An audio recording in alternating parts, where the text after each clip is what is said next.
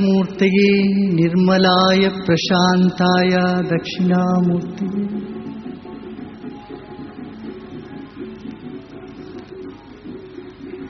সুপ্রিয় ভাই ও বোনেরা, সন্ত কবিরের একটা দোহাস এখন আমি বলতে চাচ্ছি। पोती पढ़ पढ़ जगमुआ पंडित भया न कोई, ढाई अक्षर प्रेम की पढ़े सो पंडित हो। আপনি পৃথিবীর সব ধর্মগ্রন্থ পড়ে তর্ক আর বিতর্ক করতে পারেন, কিন্তু সে তর্ক কখনোই শেষ হবে না। তবে দুটো ভালোবাসার কথা, সদিচ্ছা আর পাশাপাশি থাকার আন্তরিকতা আমাদেরকে এক করতে পারে। আর আমার খুব ভালো লাগলো ডক্টর জাকিরের বক্তব্য শুনে। তিনি উপনিষদ আর অন্যান্য ধর্মগ্রন্থগুলো থেকে কি সুন্দরভাবে উদ্ধৃতি দিলেন। আমি আশা করি পৃথিবীর সব মানুষ যেন এই গানটা অর্জন করে, অন্তত কিছুটা হলেও, যাতে তারা সংকীর্ণ মনা না হয়। তারা যেন মনে না করে যে আমি শুধু স্বর্গে যাব আর অন্য সবাই নরকে যাবে। বর্তমানে পৃথিবীটাই একটা নরক, কারণ প্রত্যেক ধর্মের মানুষ মনে করে একমাত্র তারাই সঠিক পথে চলেছে, অন্য আর সব ধর্মই ভুল ও মিথ্যা। আমাদের মনকে আরো বড় করা দরকার। আর আমি ডক্টর জাকিরকে ধন্যবাদ জানাই। আমি নিজেও জানতাম যে আমার বইটিতে কিছু ভুল আছে। আসলে বইটি ছাপা হয়েছিল তাড়াহুড়া করে, কারণ সেই সময় গুজরাটে রায়ট চলছিল।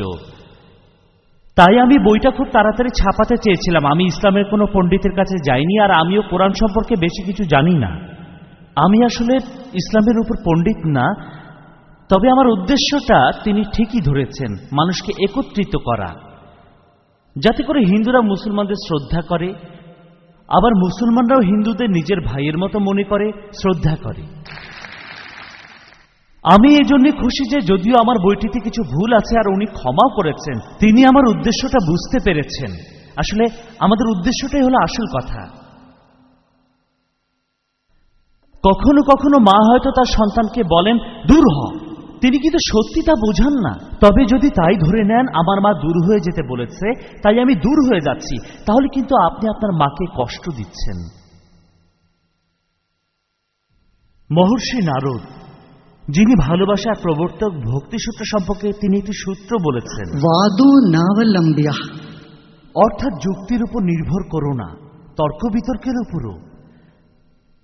বিতর্ক করে আপনি সব পাবেন না। আজ একই ধর্মের মানুষের মধ্যে অনেক তর্ক বিতর্ক, কারণ সবাই মনে করছে তারাই ঠিক। হিন্দু ধর্মে বিভিন্ন মতবাদের অনেকগুলো বিশ্বাস আছে, সবাই লড়াই করছে আর বলছে আমি ঠিক। ইসলামেও একই ব্যাপার চলছে, শিয়া সুন্নির লড়াই, তারপর আহমদিয়া, এই সব কিছু। একজন বুদ্ধ, একটা দর্শন, আর আজ বৌদ্ধ ধর্মে 32টি মতবাদ, আর প্রতিটি মতবাদের আলাদা আলাদা ব্যাখ্যা। সবাই বলছে তাদের ব্যাখ্যাটাই সঠিক। আমি সমস্ত পৃথিবীর প্রত্যেকটি মানুষকে বিনীত অনুরোধ করব, तत्व समन्वयात्, আমাদের সাদৃশ্যগুলো দেখুন। আমরা সবাই একসাথে থাকতে পারি, ভাই এবং বোন হয়ে আমরা একে অপরের প্রশংসা করতে পারি। 100 বছর আগে আমরা হয়তো বলতাম সহ্য করার কথা, তবে আজকের দিনে শুধুমাত্র সহ্য করাটা বেশ দুর্বল একটা শব্দ। আজকের পৃথিবী শুধু সহ্যই করবে না, আজকের পৃথিবী ভালোবাসবে। যেটা আপনি পছন্দ করেন না সেটা হয়তো সহ্য করেন। দেখুন, আপনি একটা কিছু পছন্দ করেন না অথচ আপনি সহ্য করছেন। আজকের দিনে অন্য ধর্মকে সহ্য করাটা যথেষ্ট নয়, এটা সেকেলে। এখন সব ধর্মকে ভালোবাসতে হবে। আপনাদেরকে আমার জীবনের একটা ঘটনা বলি। আমি তখন দিল্লিতে ছিলাম। একদিন আমি গাড়িতে করে যাচ্ছিলাম, আমার সঙ্গে একজন বয়স্ক লোক ছিলেন যিনি কর্নার প্যালেসে নামবেন। তবে সেখানে নেমে তাকে আবার ট্যাক্সি বা কোনো অটো ধরতে হবে, তাই আমি আমার গাড়িটা তাকে ব্যবহার করতে দিলাম এবং আমি আমার অ্যাসিস্ট্যান্টকে নিয়ে গাড়ি থেকে নেমে একটা অটোরিকশায় উঠলাম। আমরা যে অটোরিকশাটায় উঠলাম তার ড্রাইভারটা খুব ভদ্র ছিল, দেখতে সুন্দর আর বেশ বিনয়ী। অটোরিকশাটা দুই দিকেই তাকিয়ে দেখি অনেক নায়ক নায়িকার সুন্দর সুন্দর ছবি। লোকটা আমাকে বলল, গুরুজি মাফ করবেন, আমি আমার অটোরিকশায় যার ছবি লাগাতে চাই তার তো কোনো ছবিই নেই, তাই এই ছবিগুলো আমি এখানে লাগিয়ে দিয়েছি। কিছুক্ষণ পর সে আমাকে বলল, গুরুজি আজ আমার কি সৌভাগ্য, তিনি আজ মেহমান হয়ে আমার গাড়িতে উঠেছেন। আর আমারই অটোরিকশাও চালাচ্ছেন তিনি। माने धर दीवार दर्पण वयोजित देखो जित तोय कंकड़ पत्थर चाकरी। সব জায়গাতেই তিনি আছেন। কে বলে খোদাকে চোখে দেখা যায় না? দিওয়ানাকে প্রশ্ন করো, খোদাকে ছাড়া সে আর কিছুই দেখে না। এটাই হলো ভালোবাসার পূর্ব শর্ত। যদি বলেন যে আপনি পেইন্টিং এর প্রশংসা করবেন না কিন্তু পেইন্টারের প্রশংসা করবেন, আপনি আসলে সেই পেইন্টারকে পুরোপুরি প্রশংসা করছেন না। আপনি পেইন্টারের প্রশংসা করতে গেলে আগে তার পেইন্টিংটাকে প্রশংসা করতে হবে। তাহলে এই পুরো জগৎটাই হচ্ছে মহান ঈশ্বরের। উপনিষদে আছে, ডক্টর জাকির কয়েকটা উদ্ধৃতি দিয়েছেন, আরো কিছু শ্লোক আছে, উনি আরেকটু গভীরে ঢুকলেই তা বুঝতে পারবেন। তম সৃষ্টা তদেবানুপ্রাবিশ্যত, অর্থাৎ প্রভু সৃষ্টি করে তার ভেতরেই প্রবেশ করলেন। ঈশ্বর প্রত্যেক মানুষের হৃদয়ের গভীরে বসবাস করেন। আর তাই তো দেশে দেশে কবি, সাধক, সুফিরাও এই দর্শন দিয়ে গান, কবিতা তৈরি করেছে। তুমি মানো বা না মানো,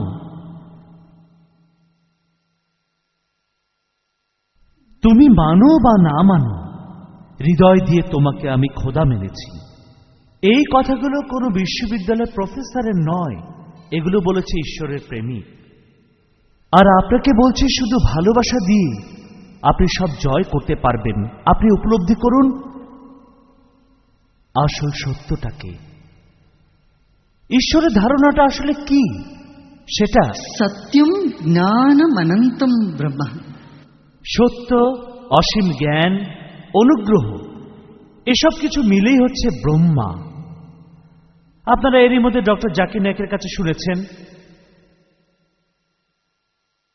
উপনিষদ সম্পর্কে, যে বেদ আর উপনিষদের মধ্যে বেশ মিল রয়েছে, তবে প্রয়োগটা স্থানভেদে ভিন্ন ভিন্ন। যেখানে আমাদের সাদৃশ্য রয়েছে আমরা একসাথে থাকব, তবে যেখানে আমাদের সাদৃশ্য নেই সেখানেও আমরা একসাথে থাকব। আর তাহলে আমরা সবাই সত্যিকারের মানুষ হতে পারব।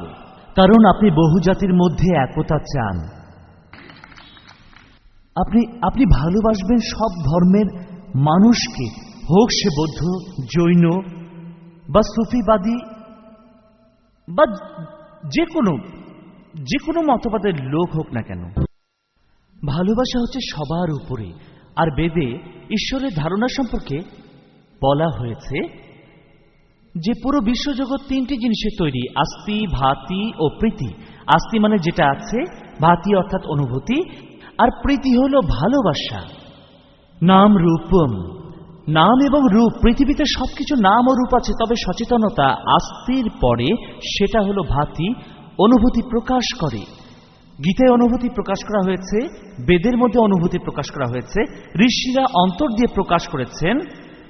অনুভূতি প্রকাশ করা হয়েছে কোরআনে, পবিত্র কোরআনে। বাইবেলেও একই অনুভূতি প্রকাশ করা হয়েছে। এই অনুভূতি সব জায়গায় প্রকাশিত হয়েছে। আস্তি, ভাতি, প্রীতি। নাম রূপাত্মকম জগৎ। এই পুরো পৃথিবীটাই নাম এবং রূপ। আমি যখন পাকিস্তানে গিয়েছিলাম, তারাও আমাকে একই প্রশ্ন করেছিল, আপনারা ইন্ডিয়াতে এত বেশি দেবদেবীর পূজা করেন কেন? স্রষ্টা তো মাত্র একজনই, আপনি তো বলেন স্রষ্টা একজন। আর আমি তাদের বললাম যে আটা তো একটাই চাপাতি, সেটা দিয়ে সামোচা বানালেন, পুরি বানালেন, কচুরি বানালেন, পরোটা বানালেন। কেন? শুধু মজা করার জন্য, শুধু আনন্দের জন্য? তাই আমি শুধু বলতে চাই যে লীলা। একোহম বহুশ্যামা। আমি হলাম একজনই, আবার অনেকজন।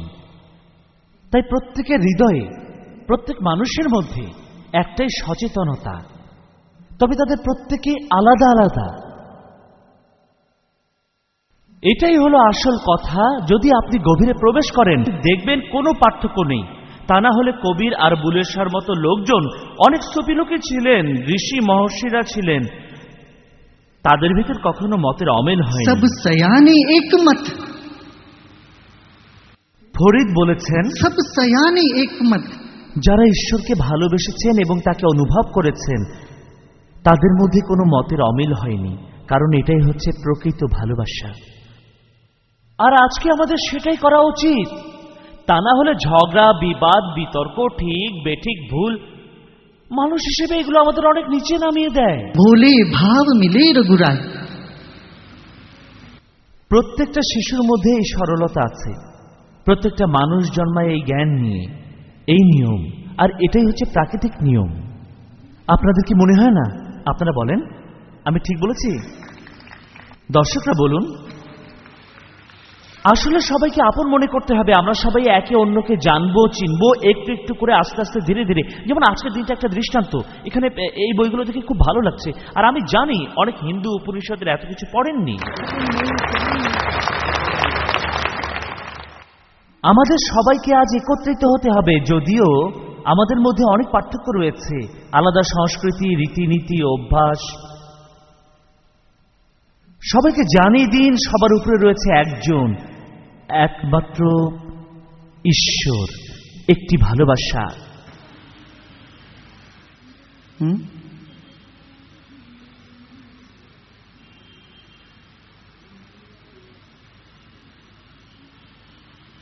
শুধুমাত্র আমার কথাগুলি শুনবেন না, কথাগুলোর পিছনে উদ্দেশ্যটাকেও ভালো করে দেখুন। আর সেটাকে আমি বলি আর্ট অফ লিভিং, উদার হৃদয়। অন্য কেউ আপনাকে পছন্দ করুক আর না করুক, আপনি সব মানুষকে ভালোবাসবেন। वसुधैव कुटुम्बकम। প্রত্যেক মানুষ আমার নিজের সম্পত্তি।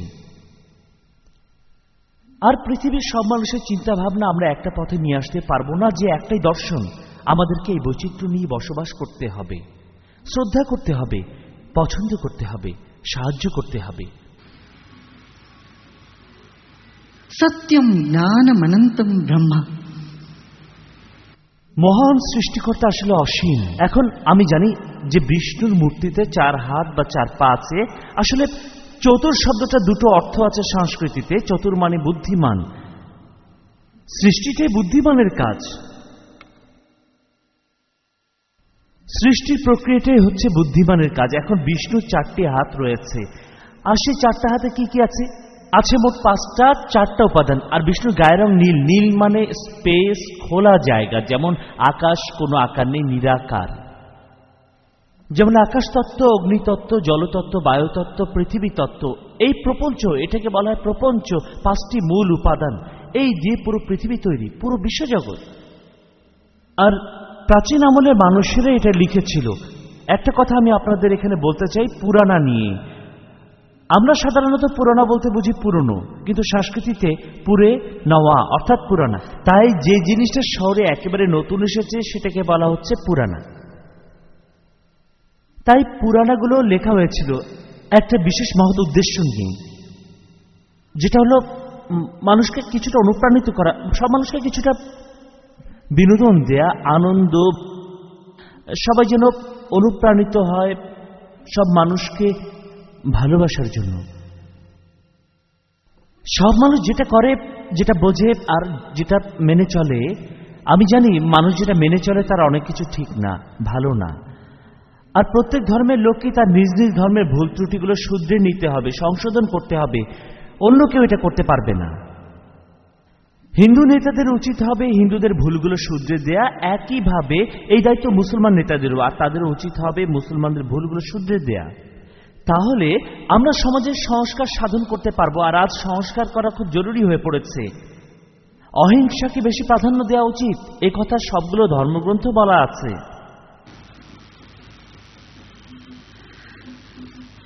যদি আমাকে জিজ্ঞেস করেন এই টেবিল কি অণু দিয়ে তৈরি করা, আমি বলবো হ্যাঁ। এখন এই অণু পাবো কোথায়? আমি তখন বলবো এই টেবিলে পাবেন, ওই টেবিলে পাবেন, স্পিকারে পাবেন, সবকিছুই তো অণু দিয়ে তৈরি করা হয়েছে, তাই না? অণুকে খোঁজার জন্য আপনাকে অন্য কোথাও যেতে হবে না। সর্বব্যাপী, তিনি সব জায়গাতে আছেন। একজন নিউক্লিয়ার বিজ্ঞানী এবং একজন অ্যাটমিক বিজ্ঞানী বেদান্তের সব কথার সাথে একমত হবেন। এখানে আপনি পাবেন থিওরি অফ রিলেটিভিটি। স্রষ্টা কোনো একটি বস্তু বা একজন ব্যক্তি নন। এই বিশ্বজগতের সবকিছু তৈরি হয়েছে তারই নির্দেশে, তার একটি ইশারায়। তার মানে এই বিশ্বজগৎ তারই অধীন।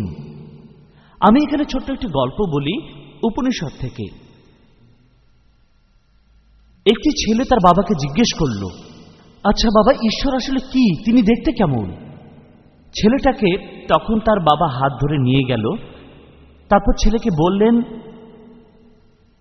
দেখো ওই যে বাড়িটা ওখানে আছে, তার আগে এখানে কি ছিল?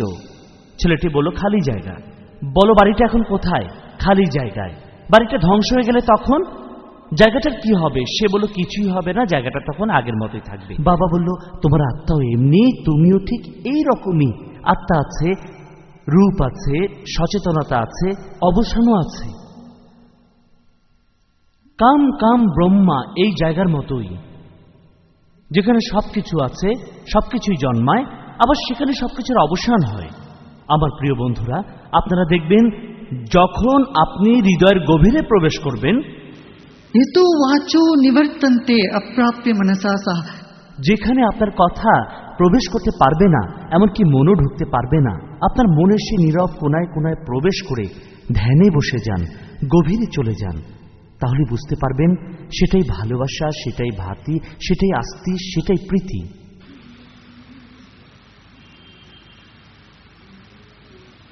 আসলে আমাদের একত্রিত হতে হবে, আরো বেশি বেশি করে সম্মেলন করতে হবে।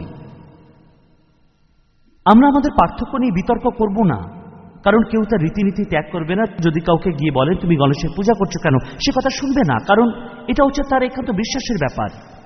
কয়েকশো বছর ধরে এটা চলে আসছে। যদি আপনি গণেশ পূজার সময় যে শ্লোক বলা হয়ে থাকে সেটা মন দিয়ে শোনেন, अजं निर्विकल्पं निराकारमेकं निरानन्दमानन्दमद्वैतपूर्णं परं निर्गुणं निर्विशेषं निरीहं परब्रह्मरूपं गणेशं भजे माम्। পূজার সময় বলা হচ্ছে তুমি নিরাকার, তুমি সর্বব্যাপী, তবে আমি তোমার সাথে কিছু সময় খেলা করতে চাই। তাহলে স্রষ্টা সব জায়গায় এবং আমি এখন তার সাথে খেলা করব, কিন্তু কিভাবে খেলা করব? আমাকে যে উপহার দিয়েছো তোমাকেও তাই দেব। তুমি আমার চারপাশে চন্দ্র সূর্যকে রেখেছো, আর আমি ছোট্ট প্রদীপ জেলে ভক্তি জানাতে তোমার চারপাশে ঘুরে ঘুরে বেড়াবো। তুমি আমাকে জীবন দিয়েছো, এখন আমি তোমার সাথে খেলবো, ভক্তি জানাবো। এটাকে সিরিয়াসলি নিলে চলবে না। এটা স্রষ্টার সাথে ভক্তি সহকারে খেলা করা, এটা হলো আনন্দকে প্রকাশ করা, স্রষ্টার প্রতি কৃতজ্ঞতা প্রকাশ করা। পূজা বলা হচ্ছে কেননা এটা আমাদেরকে দেয় পরিপূর্ণতা। আমি জীবনে যা পেয়েছি তার জন্য এত বেশি কৃতজ্ঞ যে তোমাকে পূজা করছি। আজকে আমি যখন এখানে আসলাম তখন সবাই আমাকে ফুল দিয়েছিল। আমরা কাউকে ফুল দেই কেন? শুধু নিজের শুভকামনাকে প্রকাশ করার জন্য। রওশন বেগ সাহেব উঠে এসে আমাকে ফুল দিলেন কেন? তার মনে হয়েছিল গুরুজি এসেছেন, ওনাকে কিছু উপহার দেওয়া উচিত। আর এটা হলো বিনিময়, অনুভূতি বিনিময়। কেননা অনুভূতিকে পুরোপুরি প্রকাশ করা যায় না, যায় কি? তাই আমরা বিভিন্ন উপায়ে আমাদের অনুভূতিকে প্রকাশ করে থাকি।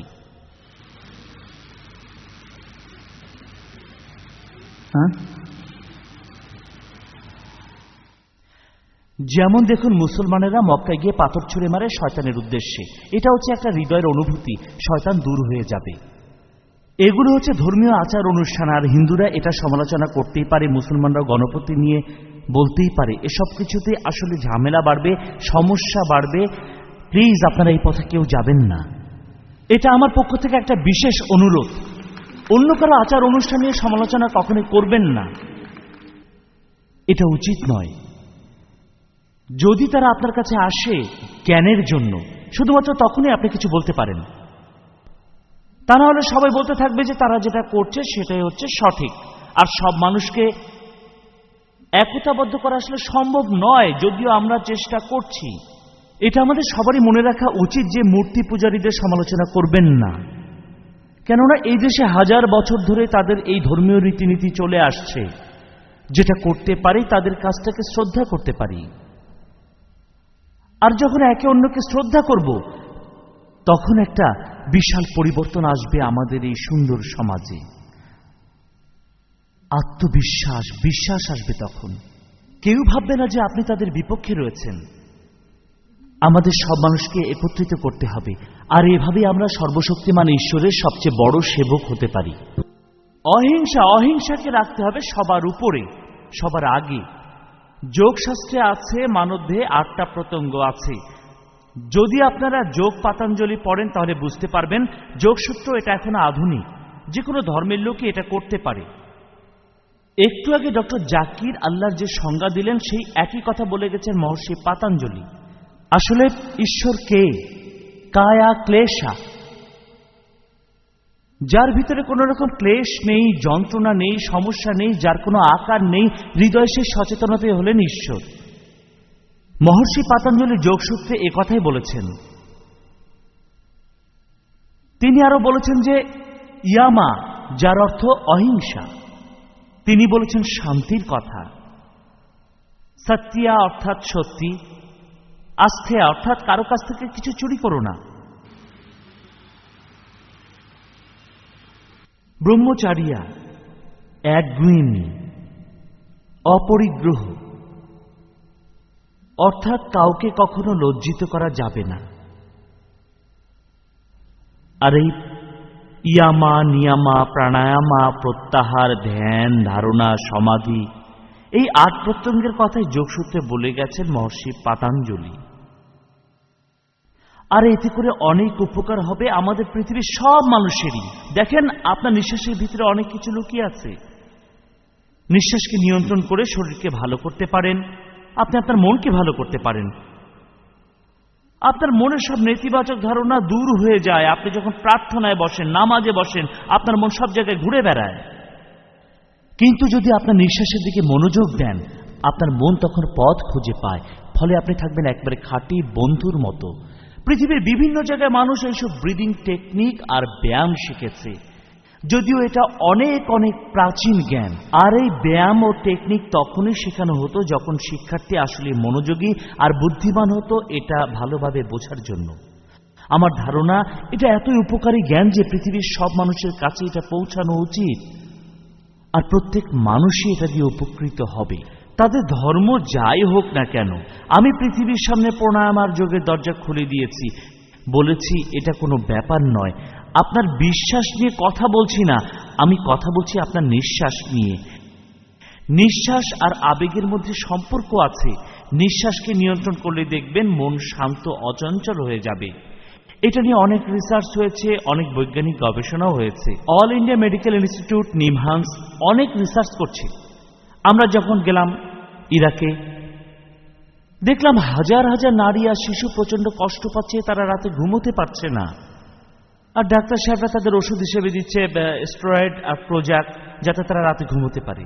আমরা তাদেরকে অতি সহজ নিঃশ্বাসের ব্যায়াম শিখিয়ে দিলাম। ফলশ্রুতিতে দ্বিতীয় দিনের মধ্যেই বেশিরভাগ রোগী এই সমস্যা কাটিয়ে উঠল। অনেক মানুষই ছিল, তারা বলছে আমরা ভালোভাবে ঘুমোতে পারছি না, আমাদের আতঙ্ককে দূর করতে পারছি না। এরপর কাশ্মীরও একই ঘটনা ঘটেছে, পাকিস্তানেও একই ফলাফল। তাহলে যদি পৃথিবীর কোনো ধর্মের মধ্যে ভালো আর জ্ঞানের কিছু থেকে থাকে, আমরা কেন সেটা গ্রহণ করব না? আমরা উগ্রপন্থী হয়ে বলবো না এটা আমার ধর্ম না, এটা তোমার ধর্ম না। না, ভালো জ্ঞান ইউনানির কথা আমরা বলতে পারি। এটার উৎপত্তির সাথে ইসলামের যোগসূত্র আছে, আমরা বোধহয় সে কথা জানি। ইউনানি ওষুধ সবার জন্যই ভালো। একইভাবে চাইনিজ ওষুধ, আকুপাংচার আর আকুপ্রেশার সব মানুষের জন্যই ভালো। তাহলে আমরা যদি পৃথিবীর যে কোনো জায়গার খাবার খেতে পারি, পৃথিবীর যে কোনো দেশের প্রযুক্তি নিতে পারি, পৃথিবীর যে কোনো দেশের গাড়িতে চড়তে পারি, পৃথিবীর যে কোনো মিউজিক শুনতে পারি, তাহলে কেন আমরা জ্ঞানটাকে গ্রহণ করতে পারি না? এই জ্ঞানকে ছড়িয়ে দেয়া এখন অপরিহার্য হয়ে পড়েছে। এখন পৃথিবীতে সবাই হিংসাত্মক হয়ে উঠেছে। এখন এরকম শান্তির উদ্যোগ দেখে আমার বেশ ভালোই লাগছে। এই বিশাল আয়োজন, প্রত্যেক মানুষের উচিত অন্যান্য ধর্ম সম্পর্কে কিছুটা হলেও জানা। আমাদের এটা বললে হবে না যে আমার ধর্মই হচ্ছে উপরে আর তোমার ধর্মটা একটু নিচে। এটা কখনোই গ্রহণযোগ্য নয়।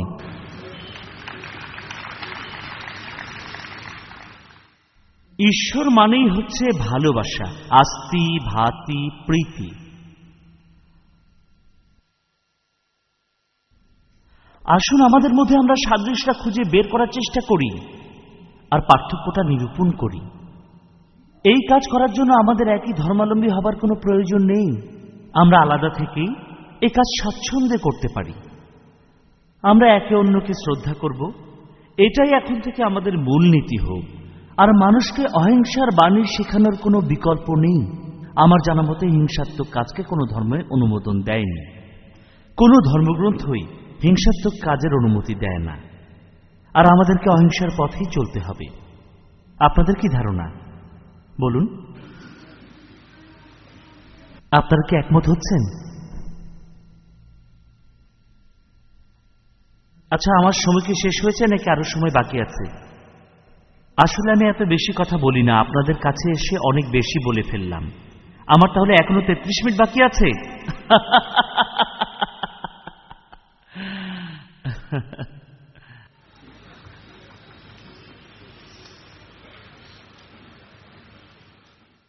প্রাণ খুলে হাসতে শিখুন। আসলে আরো বেশি বেশি হাসি, সেই সাথে আমরা ক্রোধকে দুষ্প্রাপ্য করে তুলি। আমরা সবাই খুব সহজেই রেগে যাই, আর সেই সাথে হাসিও খুবই কম। আমাদের এই অভ্যাসটা বদলাতে হবে।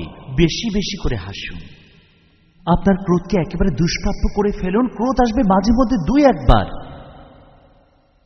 আপনি বলতে পারেন, যখন দেখব অন্যায় হচ্ছে তখনই আমি রেগে যাব। ঠিক আছে, কিন্তু মনের মধ্যে শুধু ক্রোধটাই রাখবেন না। সুবিচারে কথা বলে আমরা সবাই যদি রেগে যাই তখন কি হয় জানেন? আমরা বিচার বুদ্ধি সবকিছু হারিয়ে ফেলি। আমাদের মানসিক অবস্থা ঠিক করে আমাদের দৃষ্টিভঙ্গি, পর্যবেক্ষণ আর প্রকাশের ভঙ্গি। আপনি মানসিকভাবে ক্লান্ত থাকলে দৃষ্টিভঙ্গি আলাদা রকম হবে। যদি সংকীর্ণ মনের হন, দৃষ্টিভঙ্গিটা ভুল হয়ে যেতে পারে। এমনকি কেউ শুভেচ্ছা জানালেও আপনি মনে করবেন যে সে আপনার শত্রু। সেজন্য সবার আগে আপনাকে দৃষ্টিভঙ্গিটা বদলাতে হবে। আর তাই সবচেয়ে খারাপ অপরাধীও অন্তরের দিক থেকে একজন সুন্দর মানুষ হতে পারে। অপরাধীকে ঘৃণা করবেন না। আমরা যাদের অপরাধী বলে ডাকি, এমন একজনের সাথে কথা বলেন, মনের ভিতর থেকে সে খুব ভালো মানুষ। অনেকদিন ধরে মানসিক ক্লান্তি আর টেনশনের জন্য সে অপরাধ করেছে। তাদের প্রতি সমবেদনা থাকতে হবে, তাদেরকে আপন ভাবতে হবে, তাদেরকে ভালোবাসতে হবে। অপরাধকে ঘৃণা করুন, অপরাধীকে নয়। ঈশ্বরের মানে এমন কিছু না যে তিনি ওখানে কোথাও বসে আছেন আর আপনাকে বিভিন্ন বাণী দিচ্ছেন। তিনি আসলে বিশ্বজগতের সব উপাদান। সর্বম কলবিদম ব্রহ্মা। এই বিশ্বজগতের সবকিছুই ব্রহ্মা। সবকিছু ব্রহ্মাকে দিয়ে তৈরি। সব ব্রহ্মা। সর্বম খলু ইদম ব্রহ্ম। সবকিছু, এই বিশ্বজগতের সবকিছু অণু দিয়ে তৈরি, তরঙ্গ দিয়ে তৈরি। আর এই তরঙ্গের কোনো নাম নেই, কোনো আকার নেই। তারপরও তাকে অনেক নামে আর আকারে ডাকা হয়ে থাকে। সৃষ্টিকর্তা মানে হচ্ছে বিশাল জ্ঞানের ভাণ্ডার। আর এই অসাধারণ প্রাচীন জ্ঞানের জন্ম হয়েছে এই দেশে, এই ভূখণ্ডে। সময়কে হারিয়ে দিয়ে এই জ্ঞান এসেছে। আর ইন্ডিয়ান হিসেবে আমরা খুবই গর্বিত যে আমরা বিভিন্ন জাতির মানুষ একসাথে বসবাস করতে পারি। অনেক সুফি এই দেশে জন্মেছেন, তারাও